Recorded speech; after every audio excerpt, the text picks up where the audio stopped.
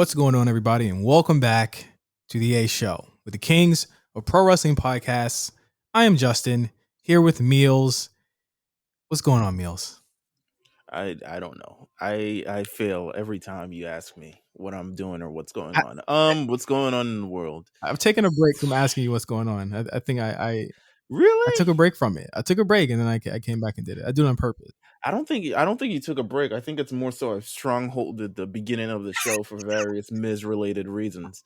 But we don't have to worry about that this week. So I guess it's back to a normally scheduled program with everything. How would I say I'm feeling? I mean, I'm feeling good. They've been announcing some great content over a number of streaming services that I'm very much so interested in. Yeah.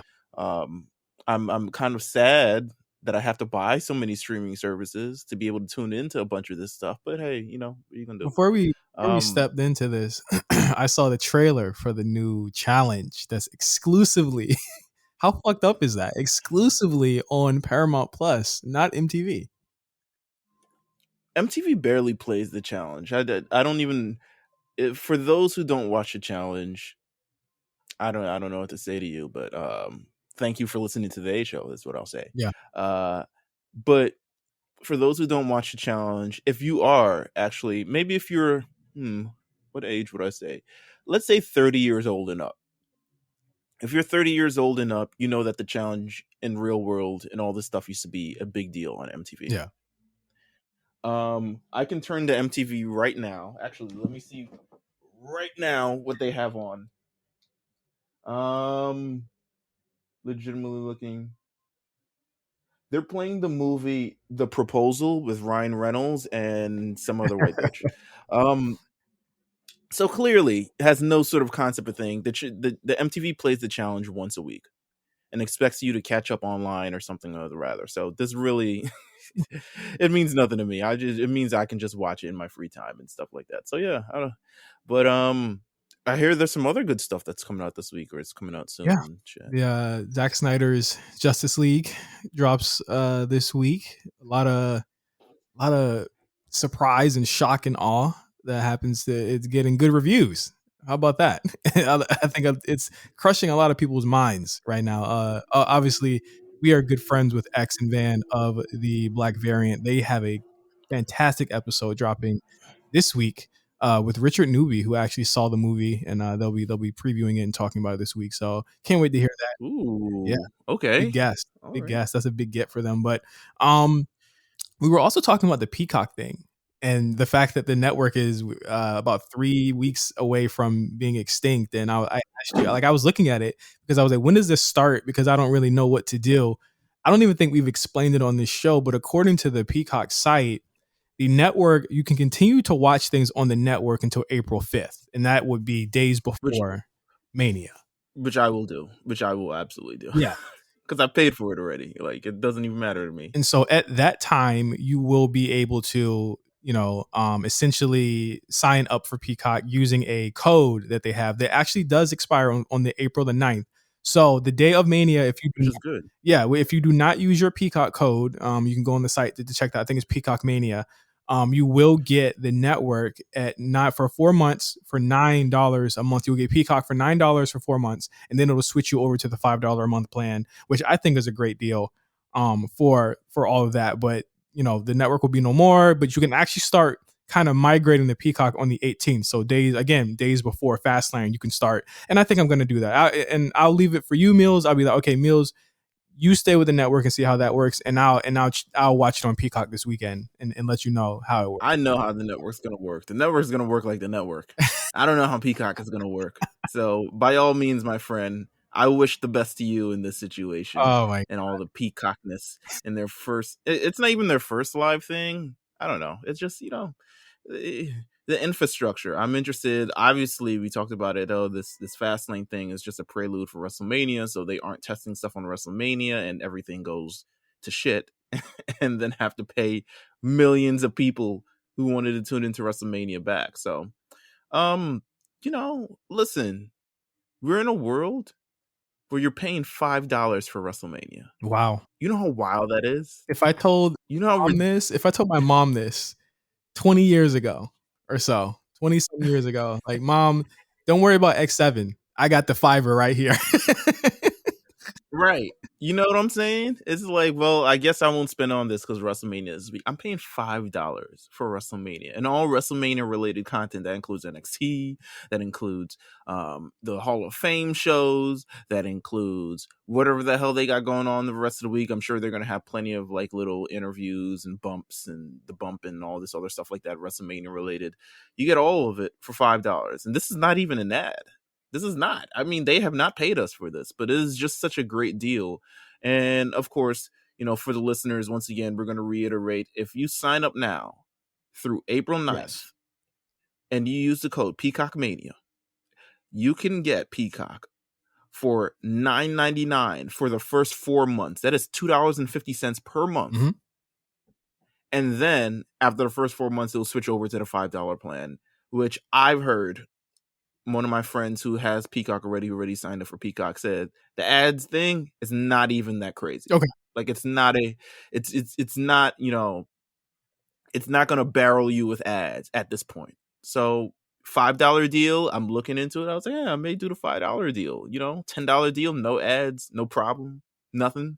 So yeah, we're just letting you guys know. We're just letting you guys know so that, you don't get crossed up in the game. Come April 9th. Right. But if they already charged you for the network, I would stay on the network. I'm not gonna, it's just, I mean, you can call me Julius from Everybody Hates Chris if you want to. I already paid for it. But wait, Meelz, think about it like this. If you pay for that, I got $6.39 of network left this month. You know what I'm saying? If you paid for that month already and on the 18th you ended up paying the $9 again, it's essentially prorating you for the rest of the other 4 months. So essentially you're just paying next month early. That's it. And that's for 4 months. I mean, yeah. Yeah. But I can wait until the 9th, right? Okay, yeah, you can. You can wait till the 9th. But oh no, Meelz, but wait a minute. The network's gonna stop working on the 5th. That's the thing. So you have to actually do it before it. Yeah. Well, I'll do it before. Yeah, the code ends on the 9th, but the network will cease to exist on the 5th. Remember, we thought that the network would just turn into Peacock, but no, you have to leave the network. Oh Lord. So yeah, and do remember, I know a lot of people were upset about this, but a lot of the content will not be there. I think they said already that all of the 2020 content will be present on day one, including all of the documentaries that they've been putting out, including like the Dead Man stuff from last year. All of that will be there, and all of the content from the network will be carried over by August, so before SummerSlam. So just be aware that not everything's going to be there yet. So yeah, not everything's going to be there. So you know what? Maybe you cruise. I'm assuming they want you to cruise Peacock. Yeah. I'm not sure really. But watch The Office. I mean, you'll get through The Office, and by the time you're done with The Office, they need to stop. We need to stop with The Office thing. It can't. The only selling point can't be The Office. Please. I've seen it a million times on Netflix. Like they say, yeah, they say you go straight to The Office. Yeah, that brother starved. You need to watch. It was like, listen, network ain't there, but we got The Office, and I'm sure that's what Tom Phillips is going to say on Monday Night Raw. Is like, listen, Peacock, we got there. We also got other shows, including The Office and stuff like that. Like, The Office can't be the only seller there. We need more Peacock. Please. Oh my God. How is it possible that you don't have like old episodes of like Fresh Prince and stuff, but HBO Max does? Or something they own the what is it, the rights to that, so that's why NBC NBC only distributed it. Time Warner produced all of it, so that's why. This is a dangerous game we're playing. But here. It's weird because it's like Paramount Plus has a lot of like the rights thing is weird because like you'll see on Peacock they have like Suits, and that's like a USA show. But that's like I'm not watching that. But it's like a bunch of crazy. It's really wild. Like I'm interested in seeing what exactly Peacock has, because I'm a real big fan of right now. My top two is HBO Max and Paramount Plus because of the content that they have. They have such a rich glut of content from really like my childhood, my early adulthood, a lot of really cool stuff. what will Peacock add to me other than the network, right? So like I'm not sure yet. And the only reason I use Hulu now is for Attack on Titan, which Meelz, I'm a fan. Listen, I'm a fan. Say no more. Say no more. The A show, the A can stand for Attack on Titan if you need to, Hey. because what a show. What a grand thing. Listen to the Lookout. We're covering it on Titan Time every week if you're into the final season of the show. But yes, it's a I have Hulu because of the anime. I mean, they just have it. They have it there, and a lot of other places. HBO Max has a very slice of anime, but Hulu has a much bigger kind of slice of it. But And HBO Netflix. has Netflix is. HBO has Jujutsu Kaisen. So that's why I watch that. I do. Yes.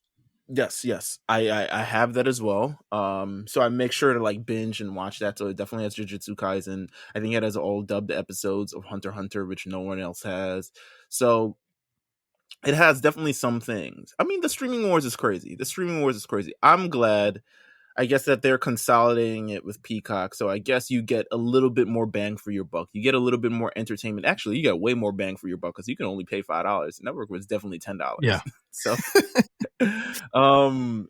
so I would NBC fronted them the rest of our money, and we just have to enjoy it. So it just is what it is. Wow, didn't expect to spend the first 11 minutes of this show talking about streaming services, but here we are. This is 2021, my friend. You want to tap into No Holds Barred? That was fun. But we got to get to work. Yeah. Let's do this. First up, really light week, I must say, for news. We're which is a good thing. I think no big news is good news, but of course we had our controversy of the week. I think last week, and this was like late last week. We learned that Andrade reportedly asked for his release from the WWE. Nothing official from Andrade himself, of course. He's still posting as usual, but it was said that he asked for it at last week's Raw. He must have watched the same show that we did and listened to the A show afterwards. But Sean Ross Sapp and Meltzer, all of them confirmed the news. I mean, there's not much that we could, as hosts of this show, say that hasn't already been said. We're huge fans of Andrade here on the show, much like everyone else is. I think that we've been pretty honest in where we might have thought the shortcomings may have been, and that's why he had a Zelina Vega next to him, back in the day. Mm-hmm.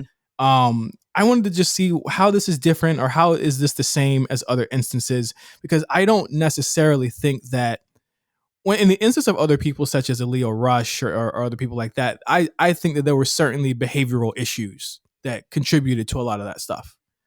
Right. Or even with Rusev, it was like, okay, I've been here for so damn long and I just don't know, where else to go. Or, there were definitely circumstances there that I think there aren't necessarily as much of a anchor to drag Andrade down as people think that they are. I think that people saying he wasn't used, I beg to differ. I remember right on this show last year, we were saying, can we get Andrade in something new? Because he's on TV every week doing the same thing, rather instead of him not being used. He was definitely on TV, more so than like an Aleister Black, even, who we always talked about not being on TV. In primetime spots. I mean, he faced Drew McIntyre literally the week after he won the WWE title. I think go ahead. No. I agree with all that. I think he was definitely 100% used, but it just kind of depends now. Like, for instance, Rusev was used. The Revival was used. A lot of people were used in terms of like people who have most recently left and all this other stuff like that. But I think it's more so the capacity that they're being used in and the value that they kind of see for themselves. It could be possible that Andrade sees like, okay, I'm going to be pigeonholed in this certain area kind of for a bit. This is what they kind of see me as, which is an enhancement guy. I mean, he's had, I think he's had a solid run in ring, especially in NXT. He was kind of looked at as a guy, but WWE kind of been like, okay, he's had this. I think he was built up during that feud with Rey Mysterio, but a lot of the other things he's been used to put over Apollo Crews. He's been used to put over the Street Profits. He's been used to kind of get people, Drew McIntyre, as you said. I think he looks at his role and he's like, okay, how do I get out of this? How do I make them see that maybe I deserve a little bit more better than what I am getting now? And maybe he just needs that type of in a similar stance. It's like, I need to go somewhere else. Not to say like somewhere else where I'm going to be appreciated, but somewhere else where it's like, okay, I got a fresh slate. I can kind of rehabilitate my character. I can rehabilitate who I am as a person. Truly, really try to find myself. And then come back when the value is much bigger and the buck is much bigger and they have no choice but to accept, and there's nothing that they can do to deny me. But this is all speculation from because I do believe that everything that you said in terms of Andrade being used is 100% true. So I can't see it from a stack of like, I'm not being used, let me go. We don't know what it is because let's just be honest. Like, the speculation of what it is, we don't know why he asked for it. We know that that it was denied. We know that he's still there, and I pray and hope that they find something for him. I was just telling you last night, put him against Riddle. That's a great feud. Put him against Keith Lee. That's another great feud for him. You know what I mean? There's a lot of dance partners for him on the main roster. I think that they broke him up from Zelina for a reason. And but the thing is, Meelz, even when they broke him up from Zelina, he was still being used. They were still allowing him to cut promos and everything. So I think. Well, yeah, I think so. I think that there are a lot of things that were against a lot of people that aren't necessarily against him. And I think that before they lose the plot and then they push up another guy like Santos, who I feel is another guy like Andrade that is a fantastic talker, fantastic heel, fantastic worker, I would be worried about him on the main roster of facing the same fate as Andrade. I think another thing is that like they definitely need guys like him. I would like think about if he showed back up on Raw next week, Meelz, how much that would shake up the show because he's there. A show that needs it. You know what I mean? Like just the week to week matches and personalities, they need him there. Him and Damian Priest, like I'm coming up with feuds literally off rip that would really right. I don't understand where they're coming from, but I don't think that he'll go anywhere anytime soon, and I think that they should give it one more try with him before. Well, it was reported that he requested his release, and then it was also reported that it was denied. So clearly they see some sort of value in him that they don't necessarily want to let go at this time. I mean, I think, we talked about WWE hoarding a lot of talent in the past, which I think is to an extent pretty true. I think they held on to a lot of talent much longer, and then it came to some sort of economic circumstances to the reason why they let them all go at the same time. I can't see them in that predicament currently in 2021, given the deals and the bag and everything of the rather. So I can't see them letting him go, but I do see them potentially finding something for them to do. And we all talked about his relationship with Charlotte. There's some rumors of Charlotte trying to get Andrade and them working together in some sort of capacity on Monday Night Raw, which has not happened as of yet. I don't want that to happen. Yeah, it would be pretty weird, to be honest with you. It would have to be a kind of a remake of kind of Charlotte's character, because Charlotte's kind of she's a one person deal, So for her to even include another person in this would be kind of crazy. It would kind of, change her character quite a bit. But I think, there's definitely places to find him, and there's definitely room to find him in. The thing is that there's so much people on the roster. There's so much ample time on TV. There's so many few kind of spots. Someone's going to get kicked out. Everyone's kind of on a roll, especially with WrestleMania season. I can't see them slotting him in immediately. Yeah. But I could see him like returning after Mania or something. I think that would be great.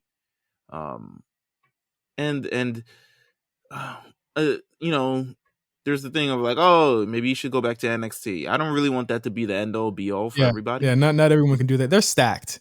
Okay. They good. Yeah. We're going to get to them in a second, because actually, let's get to them now. Yeah, let's get to them now. Yeah, fuck it. It's been reported that NXT has had yet another COVID-19 outbreak within their ranks. It's reported that a lot of matches, namely 2 matches in particular, will be taken off the card this week while they deal with this issue. They think it came from a meeting that all of the talent were required to go to last week, in which I guess somehow no one was tested before they got in there, I guess. Huh. A lot of positive tests from what I'm hearing. A lot of positive tests from what Dave Meltzer reports. I mean, this is just a recurring thing at this point. This is a recurring kind of situation now where we're at this point where people are, I don't know what to say. I don't know what to say anymore. At this point, you do it to yourselves. I think, especially my idea is, of course, you can do things outside of your time, outside of your wrestling thing, especially if you're outside of work. Do whatever you want.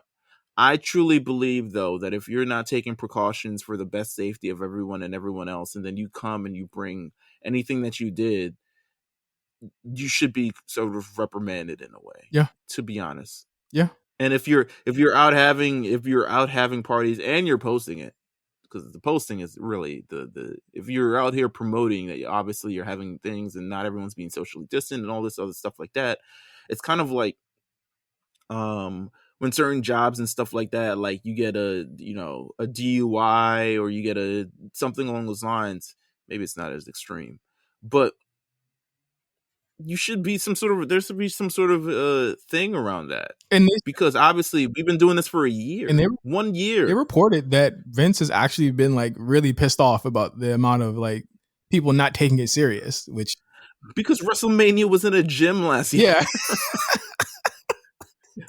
Like, you see what we're doing? We're trying to handle business out here. We're making bags. You got Bad Bunny out here. Yeah. We're not trying to have you fools out here contacting, and we got to do all types of contact and trace before WrestleMania. Last year, Vince McMahon should walk into the NXT locker room and was like, I will have you wrestling in Pelican Bay if you guys don't cut the shit. All right? Because last year, we wrestled WrestleMania the same place where you guys tape their shows. Now, I don't know if you guys like money, but I love money. And cue the gif or something along those lines where he's like sniffing the money and shit. And he's like, I don't know if you like this, but I like this. And anyone getting in the way of my bag has got to see the door.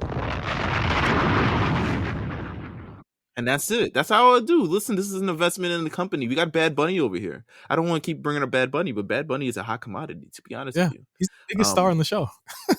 Yeah. So you guys got so much talent going on and stuff, and you want to be sidelined because you guys want to eat hot dogs outside? At Disneyland? What the hell is wrong with y'all, bro? But more than that, you want to lose a payday? Yeah. You're lucky that this happened 4 weeks before TakeOver and not 2. You know? Right. Like, I was trying to think of the other yesterday, like, who was probably safe, right? So, Undisputed Era, they've been pretty good about this. Finn has been he even made a joke about it this morning that he tested negative. Well, these are the people who don't hang out with people. Yeah, this is true. This is true. These are the people who I could not see hanging out with people. I don't know who Finn Balor's like. Here's the thing. I don't know who a lot of people's friends are. I mean, I don't follow a lot on social. Maybe I need to follow more NXT. Well, they all hang out with each other. They're like a college. They're like college kids. You know what I'm saying? And that's how they live. But I mean, I know Adam does. You know, he's with Britt Baker. She's at AEW, but they're pretty safe over there. And Adam himself is pretty safe because he knows his homeboys are at risk. Kyle O'Reilly's at risk, and he takes it seriously. Finn has a wife. He takes it seriously. And those were the only people that I could find that probably would take this serious. I'm just going to be honest with you. I don't know about anyone else on that roster, but like, there's a lot of anti-maskers on that roster. Let's just be honest. There's a lot of Q adjacent people on that roster. And Triple H needs to right the ship and get these motherfuckers in line because this is way too close to TakeOver. This was supposed to be, I would imagine that this week would have been the week where they started announcing matches because they have 2 nights just announced last week, 2-night TakeOver.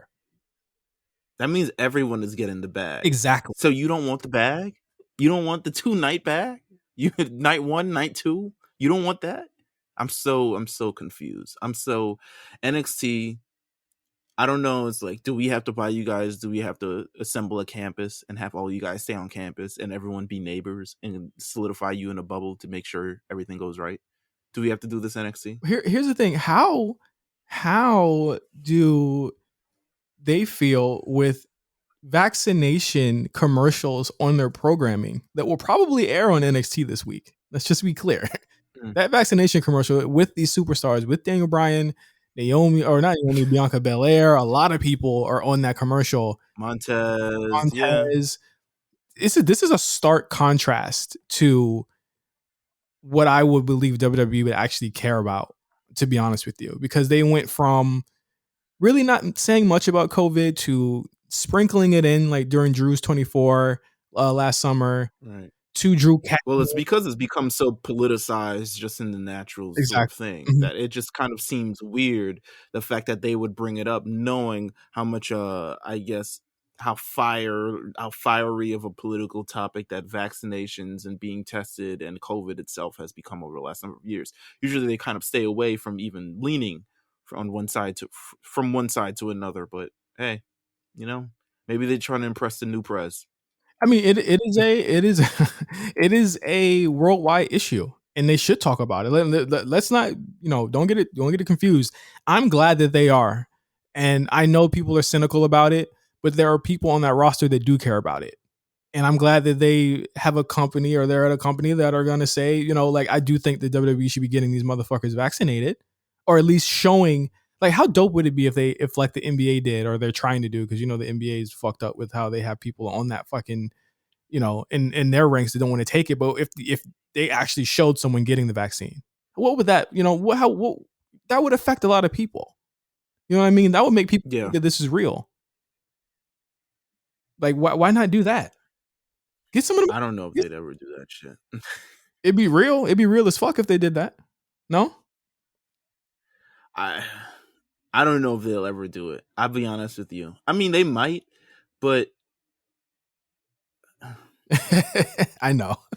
I really don't know if they ever do it. It's tough. It really. I don't know. I know that's me. That's me having wishful thinking. But if at the WrestleMania press conference, Daniel Bryan got his goddamn sleeve up, he's getting them.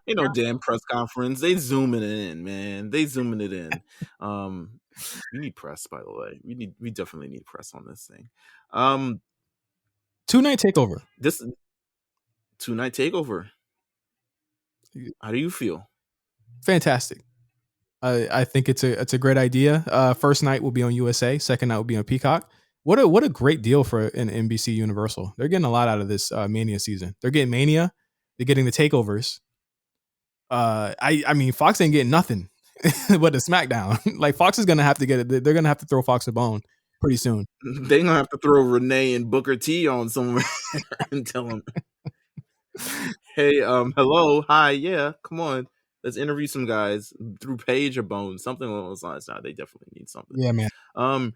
This is a great deal. I'm always at 2-day NXT takeover. I mean, there's nothing, you can't really say anything about it. It's not bad. Like, is it excessive? I'm not sure.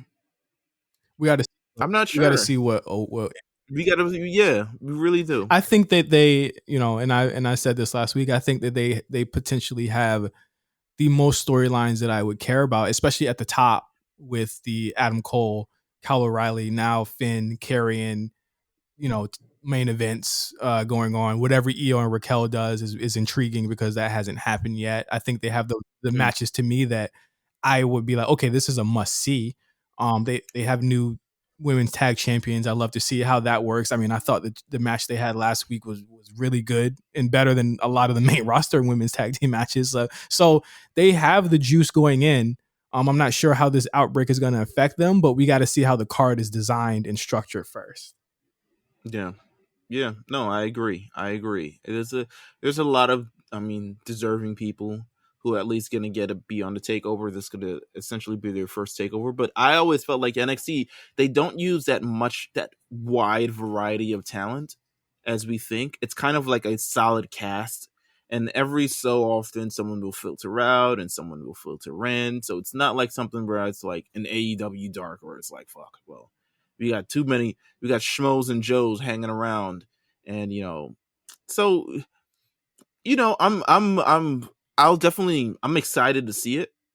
I'm interested to see how it'll turn out.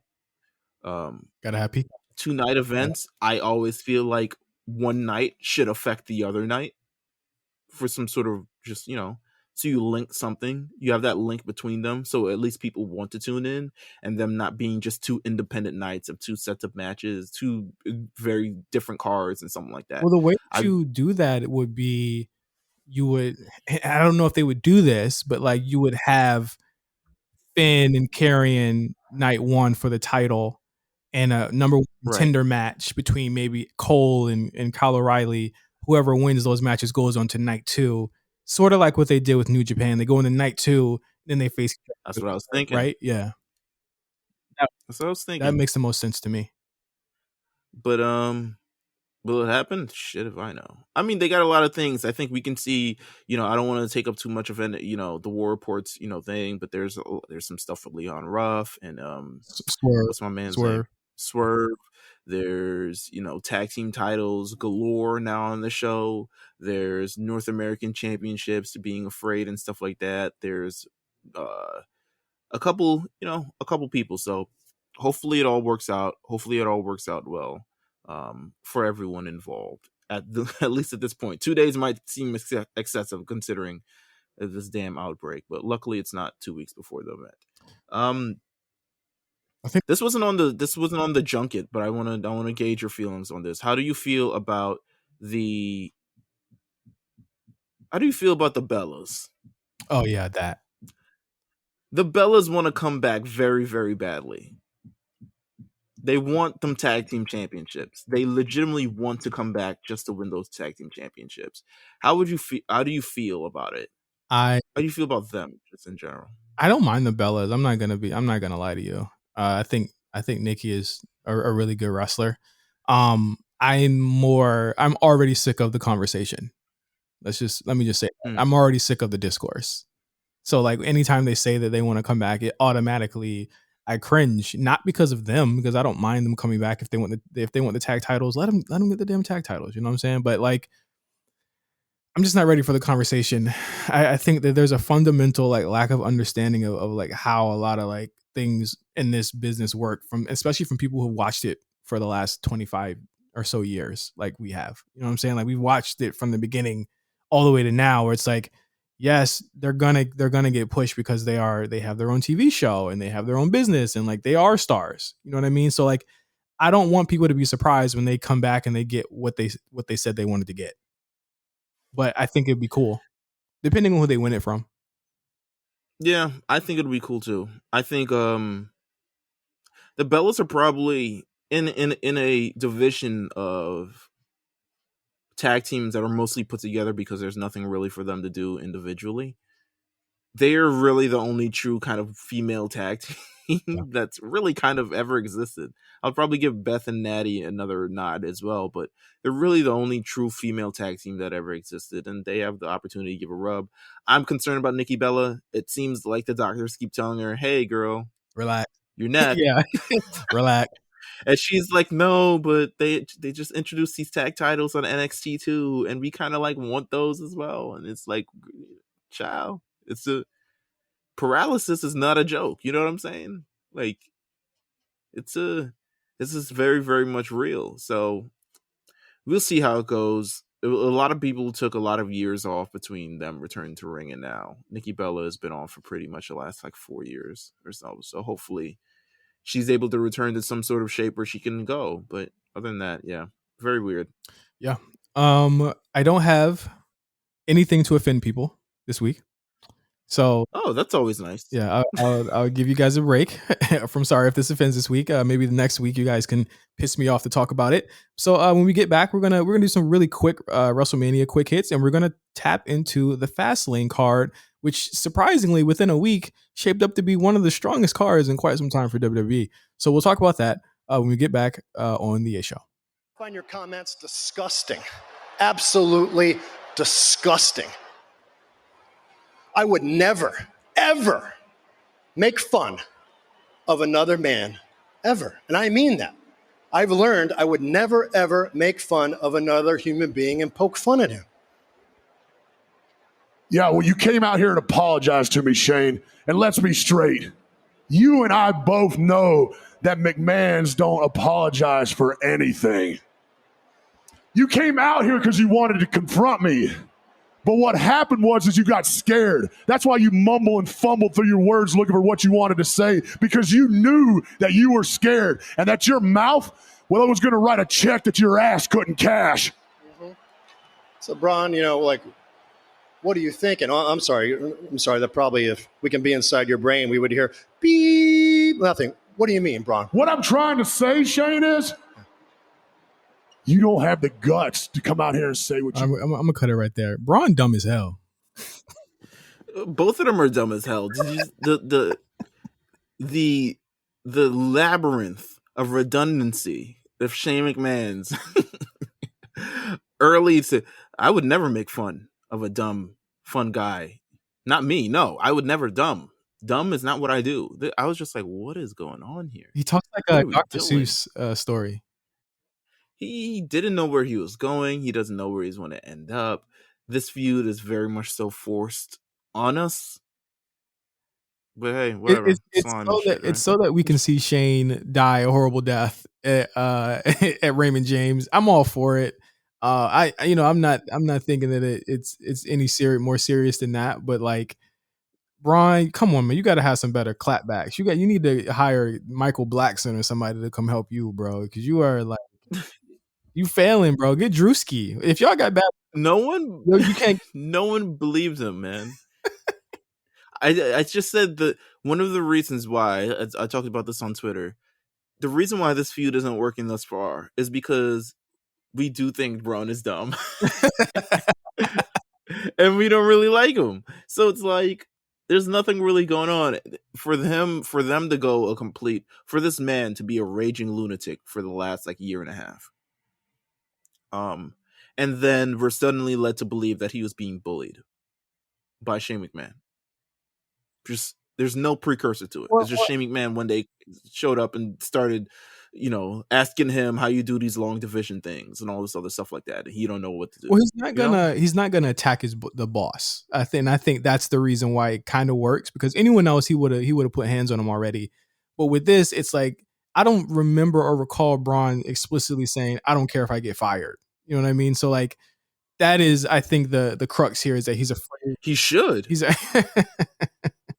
should not like get fired for real, but I feel like definitely one of the consequences is you push him too far, he gets fired, and then if they want to make him hot again, of course they do the whole run in. It's like, if I beat you, get my job back, and you got to stop bullying me and shit like that. Like slime. That was like a hat on top of a fucking hat there. I was like, where did y'all? What is it with y'all and dog food and slime? And listen, all right. Getting slime thrown on you or rock bottom and dog do? The slime, I would take the slime over the dog doo. How wild was that? Do you remember watching that? Because I clearly remember watching it on television. Yeah. Of British Bulldog getting rock bottom. He had a whole tray, by the way. This was an elaborate thing. They have a tray. Mick Foley is carrying it the entire time because he's the idiot in this thing. And they slide the whole tray in the ring, and they managed to set up this grown man getting rock bottom in dog doo-doo. God rest, God rest British. I know Bret Hart was like, yeah, this brother's starving. Shit, like, this brother is starving. Get this boy to WCW, bro. Really quick hits. SmackDown was fine. I thought it was a better show this week than last week. What happened on SmackDown? The great closing segment. Actually, a lot of great stuff. A lot of great stuff on SmackDown. Great 8-man tag. Great closing segment. Big E came back. Big E came back. All this other stuff. Yeah, it was pretty damn good. It was good. I thought Raw was massively improved over last week. Leagues better. Yeah. Leagues. So much better. A lot. They got right down to the nitty gritty on Raw. They announced many WrestleMania matches. They and many Fastlane matches that were going to be happening on those cards. First off, within the first minute, we got the confirmation that Drew McIntyre and Bobby Lashley will be facing each other for the WWE Championship. Thank you. Get us over the hump. We have 4 weeks to build this story. Let's do it. I agree. You have four whole weeks now. Yeah. Now, because before, and of course I'll wait for the sirens in the background as you do on any A show. No, but like seriously, a lot of people were complaining like, oh, there wasn't so much elaborate. We don't have time for it elaborate. You knew where this was going. I talked about this last year too. Don't insult me with 6 weeks of crap when you know this is the people who should be facing off against each other. Yeah. At some points, you can create a great story, you can tell a great story, and things come organically. But when it's 4 weeks before WrestleMania and Raw doesn't even have its main event, just get to the fireworks factory. You know what I'm saying? Yeah. Like, we're here. Yeah, I think that, you know, I like you said, like we don't need to see Drew standing tall to know that he's the guy. He was wrong for his title. He beat Sheamus already. There's no one else he needs to beat in order to. Who else could he defeat to get to Bobby? No one. So let's get it over with. Raw also saw brand new tag team champions, but also a brand new tag team challenge. When AJ came out here to do the challenge, I immediately was like, oh, yes, that's right. And obviously they're trying to get AJ his Grand Slam for a WrestleMania. Do you feel like this was always in the plans? No. Okay. Because I was like, part of me was like, oh, I mean, I'm not mad we're doing AJ and Omos versus the New Day. Not mad at all. I think it's a great idea. Great utilization of a lot of big stars, one match. Probably the most prominent Raw tag team title match on a WrestleMania in quite some time. Yeah. However, you know, I think we all thought it was like, oh, it's AJ Styles. You know, he's been plowing through the fucking roster. Yeah, of course they got something big for him. The issue was that like this would have made hell of a lot more sense if Omos was actually wrestling and they were a tag team before that. But when I saw it, I was like, okay, they don't have anything singles for him. Let me just get over that. That's fine. But him winning a tag team championship at Mania is a big moment for him. And also Omos wrestling for the first time is a big moment for him. So we've never seen Omos do anything. The key here is that they actually built to this by having Omos. Remember, he tossed Xavier over the barricade a couple weeks ago. So there is a through line there, and they're gonna do it, and I'm fine with that. I think that's a good match. I love the setup just of AJ Styles be like, I came out, of course, last year I faced the Undertaker, and Xavier was just like, shut up, AJ, you lost. What do you want?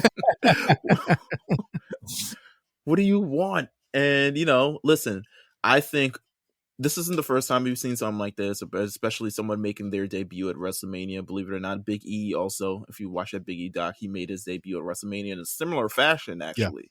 Yeah. Teaming up with Dolph versus Team Hell No, who were the tag team champions, or Hell Yes, or whatever the fuck they were called. I think this is a great stage for Omos. I'm going to say this. Yes, it is the biggest stage. Yes, it is WrestleMania.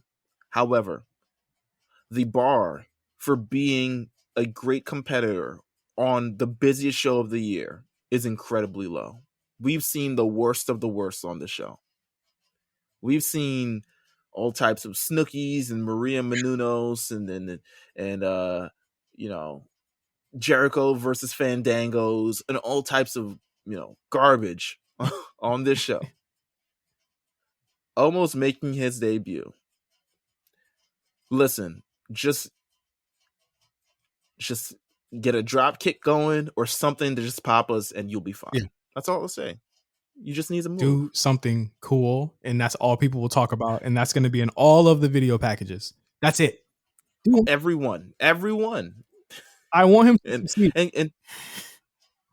And he's working with 3 other great guys who will get that there, who understand, okay, we're also making this moment for this kid over here as well. So I think it's going to be great.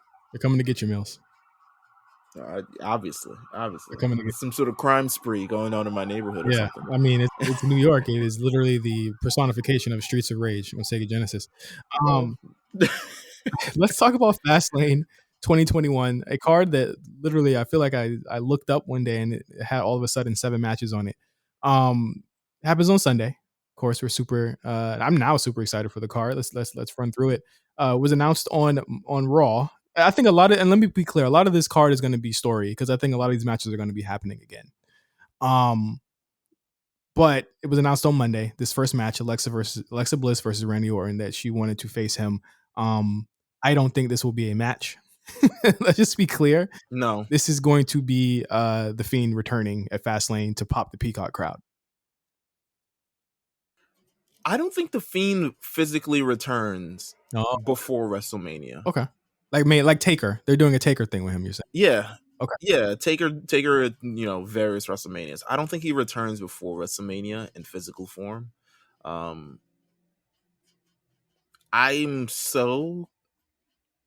Listen, just do whatever. Obviously, they have this story that's going on. I haven't been paying attention to it for weeks, to be real with you. They're trying to tell this story. Alexa versus Randy. Who do I see winning? Is there even a winner? No. Could Alexa also be lit on fire? Who knows? No contest. What's the most extreme thing that could happen in this match? Let's talk about it. Let's predict that. She catches an RKO. Oh no! She's already hit it, get an RKO before. Oh, so this wouldn't be new. He's gonna try and punt her. Oh, okay. A woman hasn't gotten a punt in about 15 years. Okay. listen. As Future blares through the system in the Tropicana field, the most negative energy. Randy Orton's just like, I gotta get rid of her. He lines up, he backs up, sizes her up.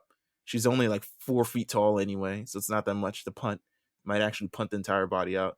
And then, of course, lights go out. Something scary.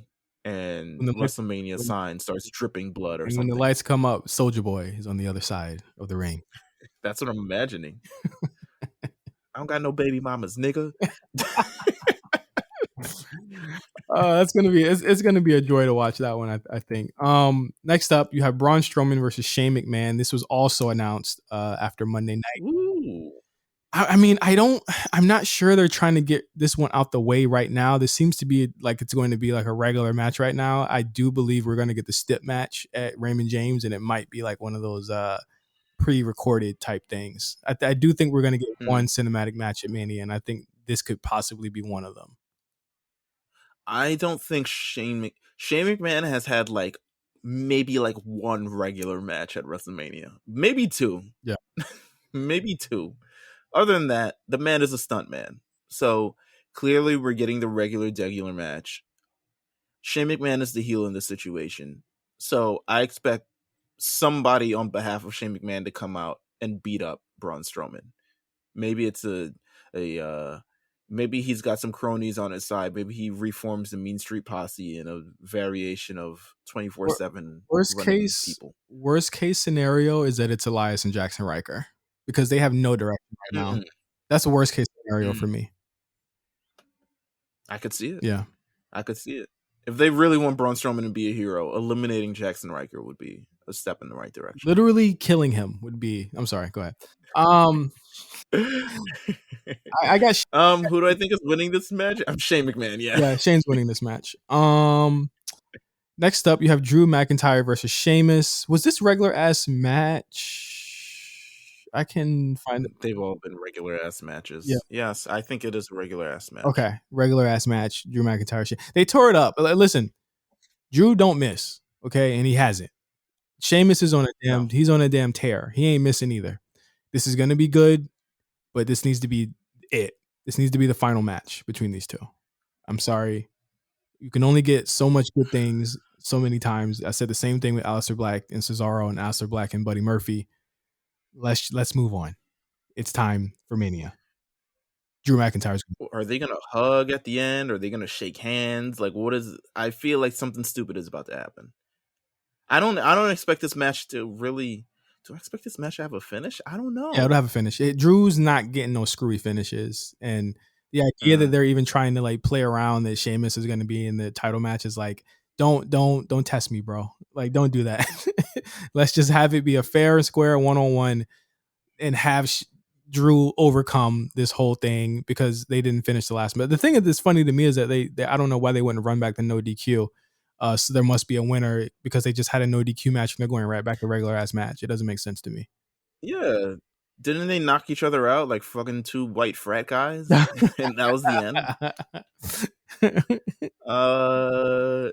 Yeah, I don't know why they wouldn't run it back. It's something a lot more daring, but hey. Drew McIntyre versus Sheamus is going to be hard hitting. This is definitely one of the matches that will probably slap, but I still will not be paying attention to it. Wow.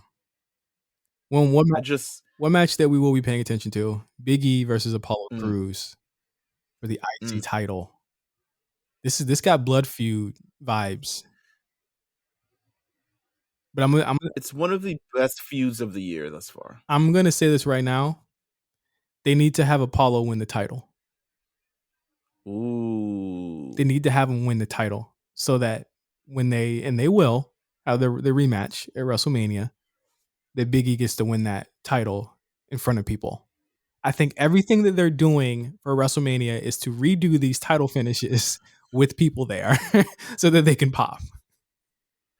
So here's my thing.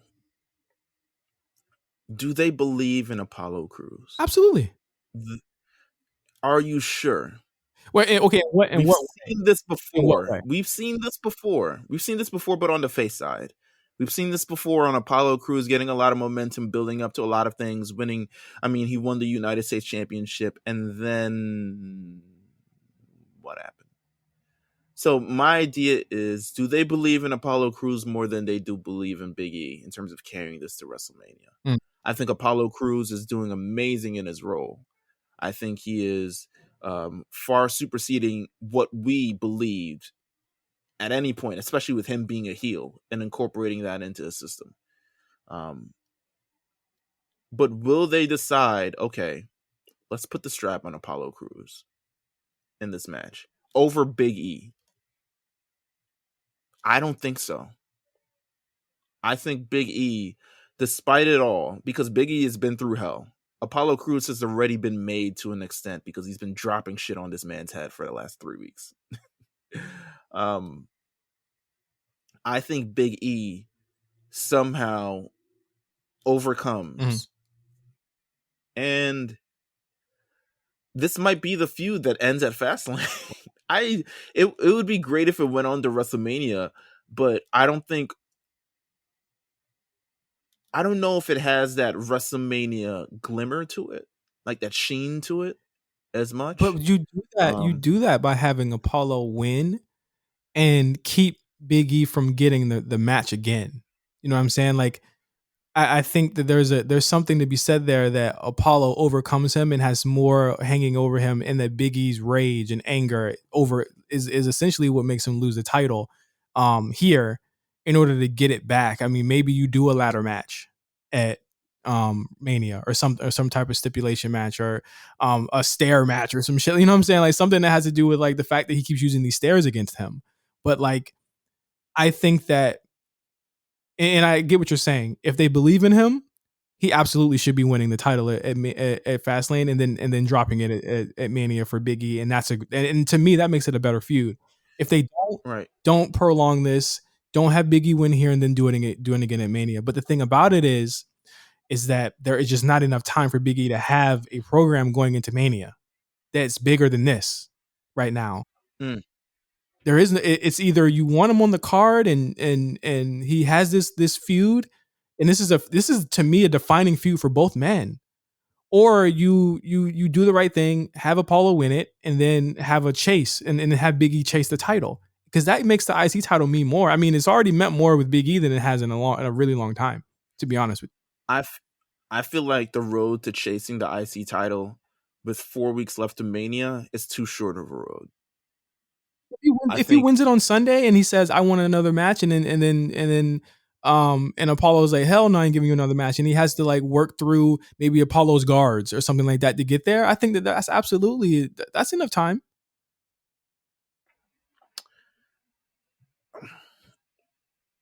The thing is, I love this match, and I think I love it, that what it's built to. I'm trying to think in WWE's heads, will this move on to WrestleMania? Will this be a feud? Will they put Big E in a position where like, oh, maybe we'll do something with like a ladder match or something of the rather?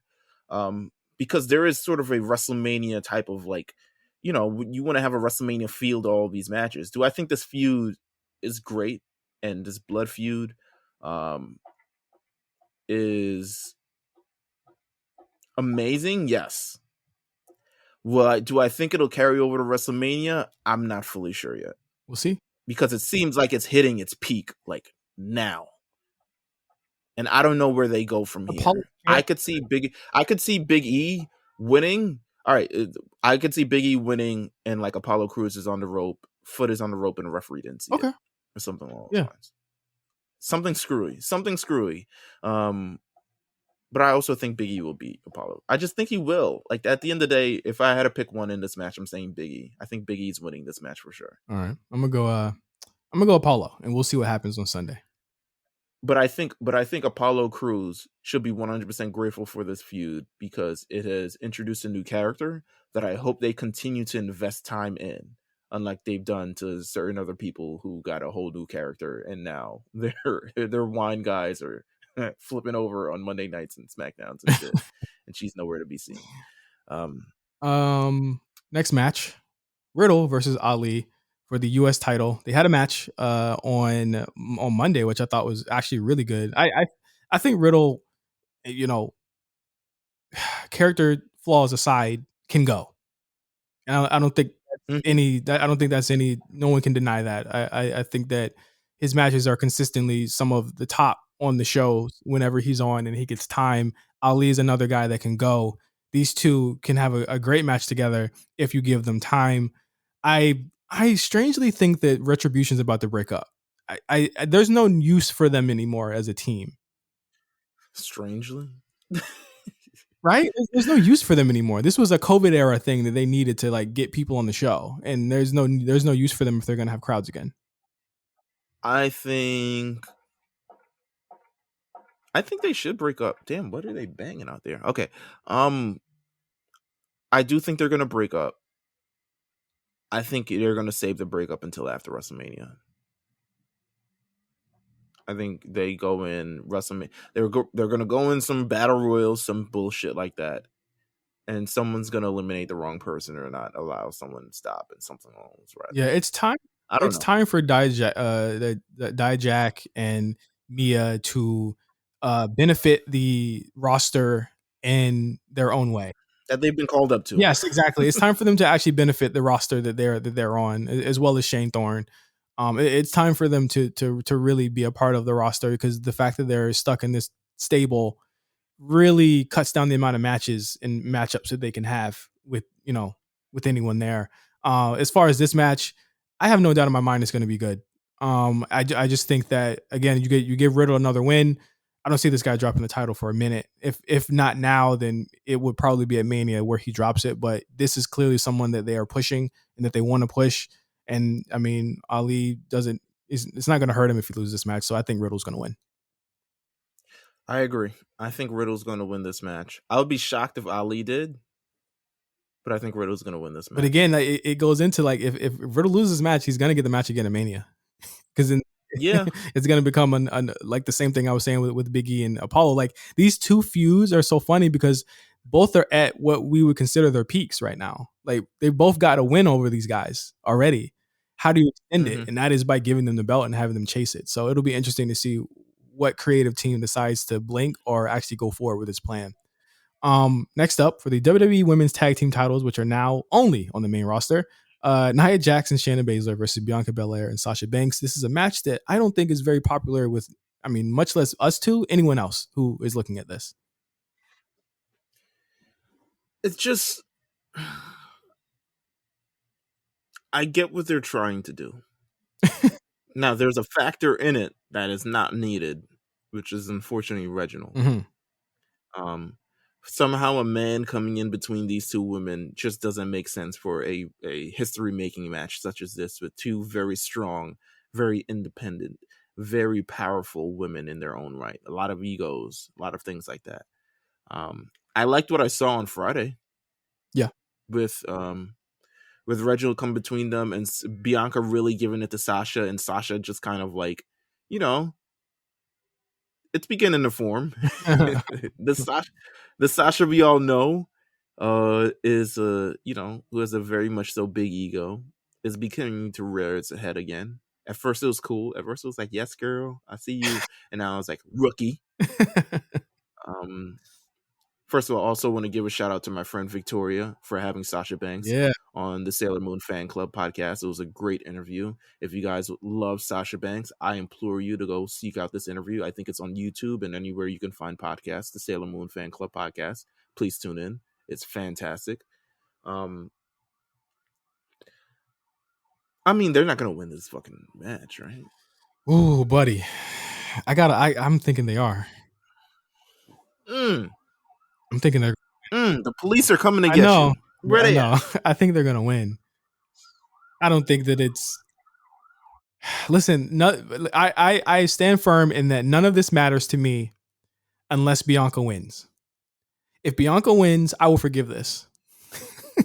If Bianca does not win, I will cut the biggest promo on this show about how they fucked this up. Bianca needs to win at WrestleMania.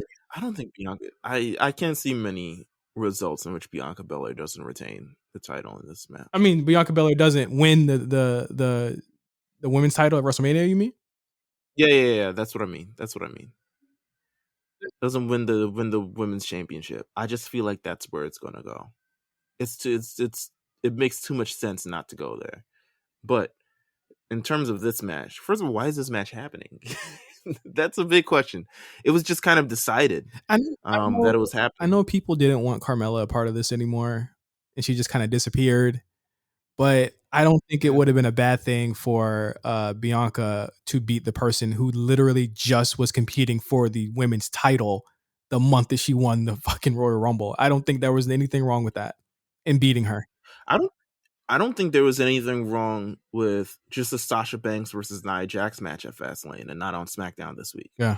Because I do think Sasha Banks needs to defend the championship before she goes into WrestleMania. I think there's one thing on one side where the contender overcomes everything and Royal Rumble and wins the match and blah, blah, blah. But the champion also needs to prove to themselves that, yeah, they're the champion, but they also need to look strong going into this. And Sasha Banks hasn't. Mm-hmm. She hasn't defended the championship. She hasn't had any sort of strong singles matches on the show. She's just kind of Sasha Banks, which is okay. It's fine. But that's it. Then you have this type of tag team match where they're obviously going for the will they, won't they? Will they break up, won't they? You don't need to do that. Well, will Sasha pull a Bayley here? Which again, this is something we've seen already, where she turns on Bianca during the tag match. No, I think obviously some sort of shenanigans with Reginald will lead them to losing the match. And then Sasha Banks, I think things will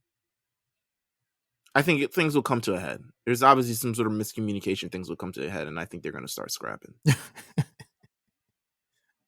I don't know if Sasha really had no black girl hands like Bianca got black girl hands, man. Nah, I seen Naomi knock the sonic rings out that woman. I ain't never seen Sasha with the hands. She got the hands for Bayley and damn Becky, but some real Negro hands. I don't know if she's ever experienced that before. So we will see. I'm concerned about that. Finally, and what I think will probably more than likely be the main event. No Bobby Lashley on this show, which is completely fine. Daniel Bryan versus Roman Reigns for the Universal title. Edge or Jey Uso will be the special enforcer. This match is supposed to happen on Friday's SmackDown. I do think Edge will be the special guest enforcer for the match. Because why the fuck would Jey Uso? You going 1-on-1 with Jey Uso, player? That's special enforcer Jey Uso for you, cuz. Come on. I mean, Shoot. yeah, I am strictly heavily leaning toward the fact that they're probably going to go triple threat with this match at WrestleMania. I don't want it. Also, that would mean Roman Reigns would have to lose this match, wouldn't it? He'd have to lose Or without would being not? pinned. He would lose without. That would mean he would lose without being pinned. Yes. No, he would lose this match for the Universal Championship. Is that where you're going? Is No, Daniel Bryan no. walking into WrestleMania Universal No, Champion? what I think is going to happen, Roman for sure is winning this match. I think that he's going to win because Edge is going to inadvertently help him win. And that's going to lead to the triple threat at WrestleMania, where Roman would lose the title without being pinned. They don't want to pin this guy. I think the only people they want pinning Roman is like Brock or Cena or somebody. Or Goldberg or somebody like that. Like, they don't want anyone pinning him. And I think that the easiest way to do that is to either have Edge take the pin to Daniel, Bryan take the pin or something like that. Like, I'm leaning so heavily on the fact that I think this is going to be a triple threat. I don't think it's going to be a bad match. Let me be clear. I think it's going to be fantastic, but I do think that it will not be a one-on-one. Because Edge will probably accidentally fuck the match up, and then that'll make him and Bryan be going at it. And I think we'll probably get like a Bryan Edge match on SmackDown leading up to it. I could see that. I could see all of that. I really don't want Daniel Bryan in this match. I don't think he deserves to be in this match. He's been goofing for the better part of the year. I just don't feel like it's like, yeah, he's going to add to the match. He's not going to take away anything from the match. Damn, there's some traffic outside. But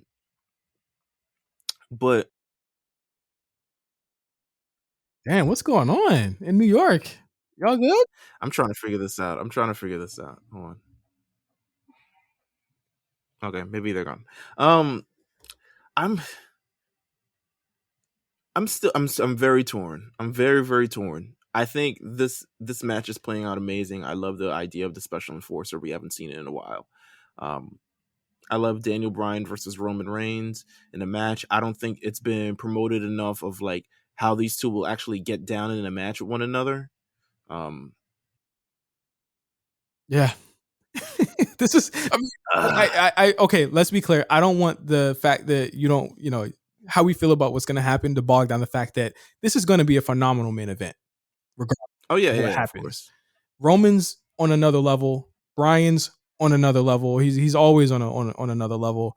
Edge being added to it gives it a story. This is a good story. I'm gonna be honest. I think it's a good story. I do think that it's going to be a triple threat, regardless of whether we want it or not. Because the thing about it is, Meelz, if it isn't, what the fuck is Bryan gonna do for WrestleMania? Bryan can do anything the fuck he wants. He's Daniel Bryan. You can insert him anywhere. You could insert him in the middle of the Biggie and Apollo Crews thing, and suddenly he's the white guy in the middle of it. You know what I'm saying? I don't know why he's the white guy not minding his own white ass business. Why are you so adverse to this happening? We always said before Edge won the Royal Rumble that we don't know how Bryan's going to get there, but I'm pretty sure that they'll find a way for him to get there. We said this literally in January. We thought it was going to be Bryan and Roman because that's where it was leading to, and it is leading there in a way. And you are like disgusted at it. I'm disgusted because it just doesn't feel like this doesn't feel like a Daniel Bryan year, and for him to insert his way into this program, legitimately after he already lost, I just don't feel right about it. And I feel that Roman versus Edge is a very strong program. I think adding a third element to it, I could see everything that's happening. I could see, Roman Reigns knocking, Jey Uso trying to interfere. Edge knocks him out. Roman Reigns knocks out Edge. They're having the finish to the match. Edge comes back in the ring. He's trying to spear Roman Reigns. He spears Daniel Bryan. Oh my God, what the fuck happened? I could see all this. I don't want it. I don't want it. You know what? If it has a triple threat, why not? I guess. I don't give a fuck. I don't want it. I just don't. Okay. We get it. I hear you. Roman Reigns wins. Roman Reigns, well, that's something that we can all agree on. Roman Reigns is going to win this match. Okay? He's going to knock Daniel Bryan the fuck out. And he's going to win. But all in all, I think this card is really strong. I think we're in for a pretty good show on Sunday, and I can't wait to see it. I think it's going to be really good. But I think that's it for us. Is there anything else that happened this week that you want to tap into? Anything from the shows? Anything? Let me take a look at my notes. Oh, you had notes? No, I don't have notes. It's just, if anything, I want to reveal of the stuff that we are playing. No, we don't have anything to reveal yet. We don't have anything to reveal. Well, I want to. Well, when are we gonna? Can we give people a date? Because I know people have been. No, we can't give them a date yet. No date. Let's finish having our grand discussions, and then we'll give them a date. Okay, cool. Well, there you go. As always, thank you for listening to the A Show. We love doing this show for you guys every single week. Make sure that you follow us at the A Show RNC on Twitter. Hey man, we get an engagement like nobody's business on there. So make sure you're in tune with us and everything we talk about on there. Shout out to the Rewriters Room. They had a great episode recently. Check out their new theme song. It's a fucking banger. I'm jealous. So jealous of these guys. They really pulled it off there. Also have the War Report with Cyrus and Quan. They had a great show last week with Emilio Sparks. Check that out. They talked about everything from Revolution all the way down to NXT. They're going to be talking about the 2 NXT takeovers shows this week, and I'm pretty sure giving their thoughts on what's happening with that outbreak there. And of course, we have the A Show with myself and Meelz every single week on Wednesdays. But yeah, until next week, thank you guys for listening to the A Show. For Meelz, I'm Justin. See you guys later. Wash your hands. Please wear a mask, and we'll see you next week. I've been possessed on this art. I got my savage part. I always wonder if she lost. Oh, we on the same accord. Let me flex all my rings. Let's converse off codeine. I keep on working like a machine. It ain't always like it seems. Reality is when your dreams come true. You never know what you're gonna run into.